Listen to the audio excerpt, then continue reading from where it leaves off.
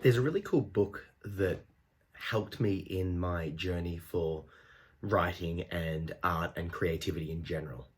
It's called Daily Rituals: How Artists Work. And I'm going to chuck a link down below so you can check it out for yourself. But I wanted to share the concept of it with you. This book basically gives a mini biography of a variety of different artists of different from different times and of different sort of modalities. Some writers, some creatives, some drawers, some musicians, all of those sort of things. And it talks about the daily rituals. And you're presented with famous person after famous person, successful person, and they show you what their working routines are like.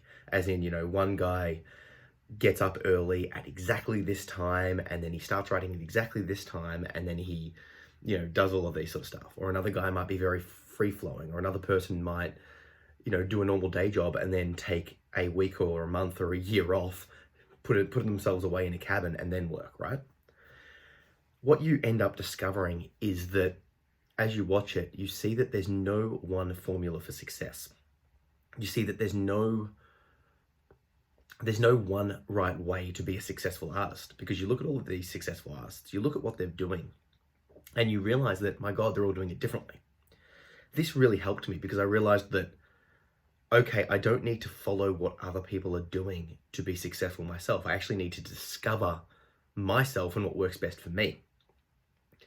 Now, that helped me to get going and sort of go down that process. But unfortunately, it's hard to know exactly what will work for you without trying a bunch of ideas. So I've tried to be crazy disciplined. I've tried to be just letting it come as it, sort of letting the creativity flow and just sort of going with it. I've tried to be consistent. I've tried to just do it piecemeal. I've tried a whole bunch of different things. And I'm sort of just slowly discovering what is working for me. And I'm going to share that. But the real crux of the message is if you've got a creative process or something that you want to create, listen to the book, read the book. I chose to listen to it as an audiobook. I'll chuck the link down below, like I said. But for anyone that's creative out there, it is so worth it, because you'll see all of the different approaches. The reason I'm talking about it today is that despite knowing that process, I get trapped by following other people and not knowing my own process. So I've started writing, and I've done about 7 chapters, about 10,000-ish words on my novel that I'm working on called Lucidity.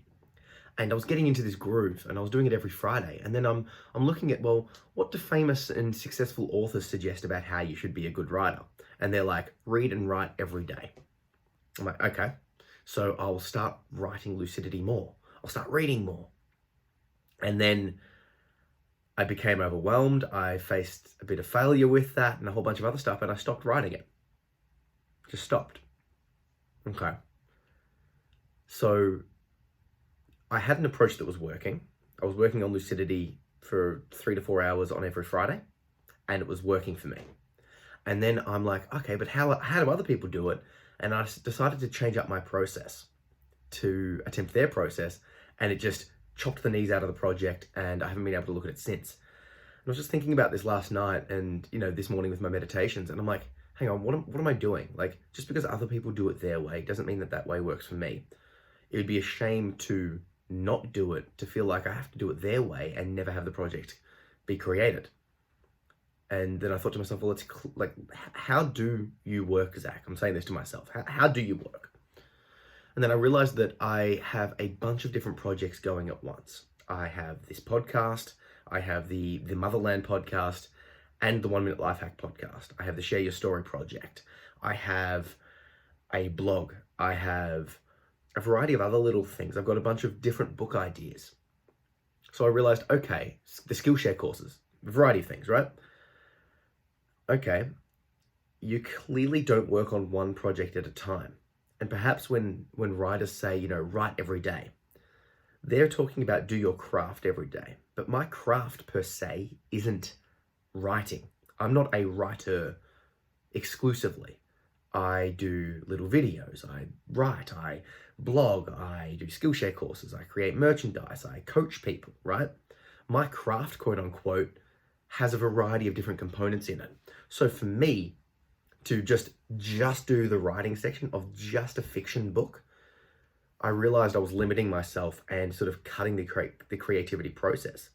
Now, this means that it will take me far longer to write lucidity, but really it won't, because it'll mean that lucidity will be written because I will have a process to do it.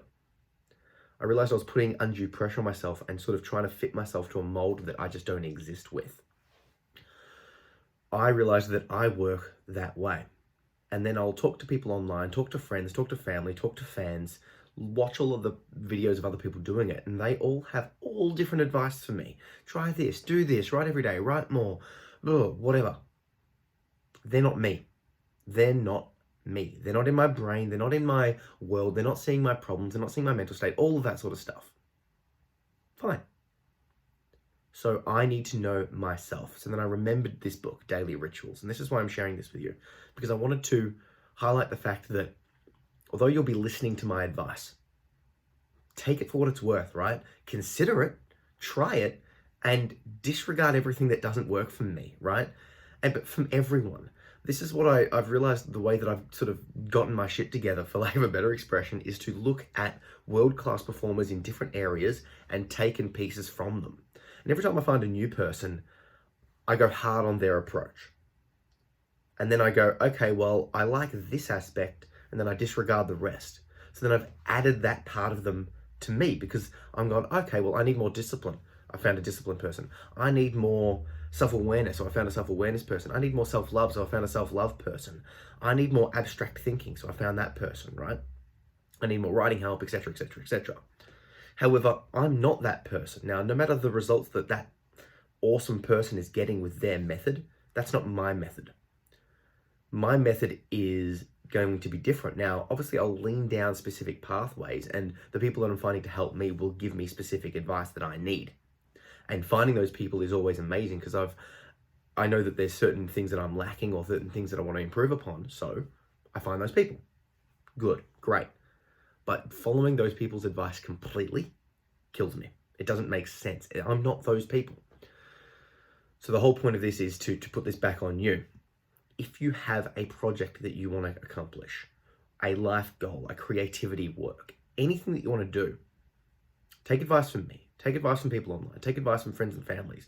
But ultimately, you're the one that is doing the work. And if you find an approach that is working for you that doesn't exactly fit anyone's mold, that's probably what's going to happen to make you the most efficient, the most effective, and produce the best results, right? I realized that there's a real risk of me not following through with something like a lucidity, because this is a fiction book, and for me, fiction writing is hard. It's harder than talking about, like, doing this podcast. It's harder than writing self-help. It's harder than doing the coaching. It's harder than doing all of the stuff I do. The reason I started doing fiction in the first place is because it was specifically a challenge. And I'm like, man, I would love to be able to do this, but I don't know if I can. So how can I possibly do that if I'm following someone else's advice? How can I possibly do that if I forsake all of the stuff I know about myself to go down someone else's path? Now, I will take the advice of other people. I'll try it, but I'll keep what works for me and disregard the rest, and add a bit of my own intuition in there. One of the benefits of reading widely is that you get this eclectic view of how humans should human, for lack of a better expression, right? If you read or follow or watch enough of what I do, you'll get an idea for how I operate. If you read or watch or follow 10, 20, 50 people like me, as in not like me, but online projecting themselves, or read 50 books, you've now got 50 different views of the world. Extrapolate that exponentially, right? Watch what people do in real life that you know. Watch what people do online that you know. Read books of famous authors giving advice, or just what they're doing, and get a feel for them. And that way you've got hundreds of different ideas, and you go, okay, from this bank of hundreds of people, what works for me? This is how I'm establishing morning routines that work for me. This is how I'm establishing writing protocols that work for me. This is how I'm establishing mental health stuff that works for me. In my book, How to Get Your Shit Together, it's very eclectic. It's broad, right? But it's what works for me. Now, I share it with you because I've taken advice from a variety of different sources and worked out what works for me. Will all of How to Get Your Shit Together work for you? Probably not. But if you read it and you get 25% solid advice, and that 25% just works for you, and you lock that in, that's a win, right? right? If you read another book and you get 10% of the advice from that book, awesome. That's a win. That means that book actually helped you. I read a book by Mark Manson called Models, and this is basically, the subtitle is How to Attract Women Through Vulnerability. Now, it's for lack of a better expression, a pickup book. Did it help me to pick up people? No, it helped me to express vulnerability and be okay with myself and be confident. It helped me in a variety of ways. Did it hit the mark that the author was intending? Maybe, maybe not. Did I take all the advice from the book? Definitely not. But it definitely hit the mark, right? Just one idea there. So what I'm getting at is you'll take advice from different people and you'll find what works for you. So once again, I can't suggest enough you considering, grab yourself a copy of the book. I'll put the link down below. Daily Rituals, How Artists Work, and just get this overall feel that there's such a different view of how different people work. And if you're doubting, like, you might find that, okay, well, I need to exercise before I write, or I need to wake up in the middle of the night and that'll help me to do my art, or I can only do art after I get home from work and have a double large coffee. I don't know, whatever works for you, right? I need to do specific prayers or meditations before I work, whatever. It'll give you this overview of what other people do, and then maybe you start applying it for your own life. Yeah, try it. Now, for those of you that are watching online, you'll miss out on this next part because basically as you know, I share, for most of my podcasts, I share a chapter of a book that I've written. So going down this path of what I'm going to be sharing with you. So if you are watching the video, I apologize. I'll put the link down below so you can listen to the rest of the podcast via audio. It's called the How to Get Your Shit Together podcast. You can find it everywhere. But for those that are listening, I'm going to share a chapter of the book, How to Get Your Shit Together. This chapter is called Eliminate as Many Decisions as Possible. Okay? Eliminate as many decisions as possible. Why am I sharing this chapter with you? Well, because for me, this approach to work and to life works. So I want to give you this insight into my world here, and it might help you. So for me, just for a little bit of a backstory before I play this chapter for the people watching, I find that if I can eliminate decisions in any aspect of my life so I don't have to think about it, it helps to clear my mind so I can just do the creative work that I like. So for me, people that know me, they'll be like, do you ever wear different clothes? Right? I've had that comment a lot. Because I'll go to a party and then I'll go to a gathering, a week later, and I'll wear the same clothes. Why? Because those clothes fit me and they work. I've got 4 of the same exercise shorts and jumpers. I've got 7 of the same sort of long sleeve tops. I've got a variety of different clothes that suit different things that I think look good on me, that do look good on me. But they're all the one size, one shape, one cut, and oftentimes one color. Why? Well, I figure that if something looks good on me and I don't need to think about my wardrobe, that's a help, because I don't want to waste time every day debating, what am I going to wear? What did I wear last time? What did other people think? Look, enough. I will just eliminate those decisions. You don't need to think about it, right? Same thing, what do I do in the mornings? Well, I get up, I meditate, I do these specific meditations, I do these specific exercises, I do my Russian lesson, and done. My morning is done. I don't eat until 12 o'clock, intermittent fasting. Why? Because it eliminates the decision of breakfast. It helps with a variety of other things, but it eliminates those decisions.